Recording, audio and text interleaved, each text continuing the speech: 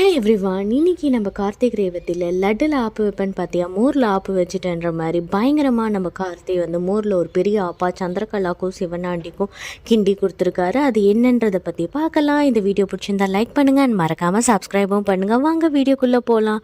அதாவது பார்த்திங்கன்னா, நேற்றுக்கு வந்து நம்மளோட சாமு வந்து பேசிகிட்டு இருந்தாங்க. இந்த மாதிரி நாளைக்கு வந்து தாலி பிரித்து கோக்கும் ஃபங்க்ஷன் நடக்க போகுது. ஸோ அதனால் நான் எனக்கு வேலை பார்க்குற எல்லாருக்குமே வந்து நான் வந்து காசு கொடுக்க போகிறேன். ஸோ அதனால் வந்து என்ன நடக்கும்னு பார்த்தீங்கன்னா, அவங்களோட ஆசீர்வாதம் ரேவதிக்கும் மாப்பிள்ளைக்கும் எப்போவுமே சுற்றி வந்து அவங்க வாழ்க்கை நல்லா பொலிவாக இருக்கும் அப்படின்ற மாதிரி சொல்லிட்டு இருக்காங்க.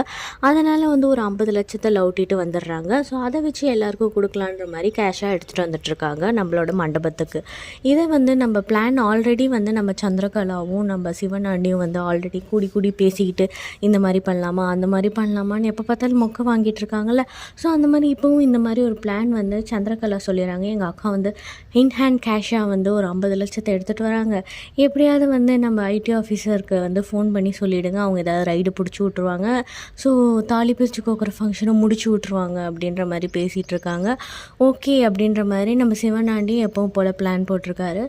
அதுக்கப்புறம் என்ன நடக்குதுன்னு பார்த்திங்கன்னா, நம்மளோட ஆஃபீஸர்ஸ்லாம் வந்து திடீர்னு மண்டபத்துக்குள்ளே அது ரெடியாக வந்து நம்ம காசை வந்து இங்கே வந்து எங்களுக்கு இன்ஃபர்மேஷன் வந்திருக்கு, நீங்கள் ஏதோ ஹேண்டில் கேஷ் ஏதோ வச்சுருக்கீங்களா, அது வந்து என்னமோ சொல்லுவாங்கள்ல, இந்த வரம்புக்கு மீறி சம்பாரிச்சது அப்படி இப்படின்லாம் சொல்லி, சரி ஓகே ஆஃபீஸர் அப்படின்ற மாதிரி நீங்கள் போய் சர்ச் பண்ணுங்கன்னு சொல்லிட்டு அவங்களும் மூளை முடுக்கு கட்டில் கிட்டில் ஃபேனு அது இதுன்னு எல்லா இடத்துலையும் சர்ச் பண்ணுறாங்க. ஒரு இடத்துலையுமே கிடைக்கல. ரொம்பவே சோர்ந்து போயிட்டாங்க.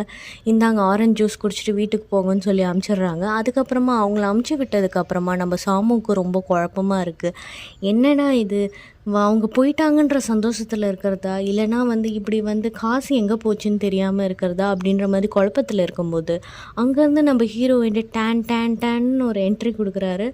அப்போ என்ன பண்ணுறாருன்னா, உங்களுக்கு என்ன இப்போ காசு எங்கே இருக்குண்ணா, அவ்வளோதானே, கவலையே படாதீங்க, அது இங்கே தான் இருக்குது அப்படின்ற மாதிரி நேராக கிச்சனுக்கு கூப்பிட்டு போகிறாங்க. உடனே எல்லோரும் சொல்கிறாங்க, இப்போ என்னடா இருக்கிற டென்ஷனில் சாப்பாடு முக்கியமான்ற மாதிரி யோசிச்சுட்டு இருக்கும்போது, இது சாப்பாடுக்காக இல்லை அக்கடை சூடு அப்படின்ற மாதிரி சொன்னோடனே ஒரு பெரிய அண்டா ஃபுல்லாக வந்து வரவங்களுக்கெல்லாம் மோர் கொடுக்கறதுக்காக ரெடியாக வச்சுருக்காங்க. அதுக்குள்ளே வந்து கையை விடுறாங்க. எல்லோரும் சொல்கிறாங்க, ஐயோ மோருக்குள்ளே கை விட்டால் அது வந்து திரிஞ்சு போயிடுமே, எதுக்குப்பா இதெல்லாம் பண்ணுற அப்படின்னோடனே, இல்லை நல்லா பாருங்கோ அப்படின்ற மாதிரி சொன்னோடனே உள்ளேருந்து பார்த்திங்கன்னா அந்த 50 லட்சம் வந்து ஒரு நல்ல ஒரு பாலித்தீன் கவர்லாம் போட்டு உள்ளே எந்த ஒரு மாய்ச்சரும் போகாமல் ஜாக்கிரதையாக வந்து உள்ளே வச்சுருக்காரு.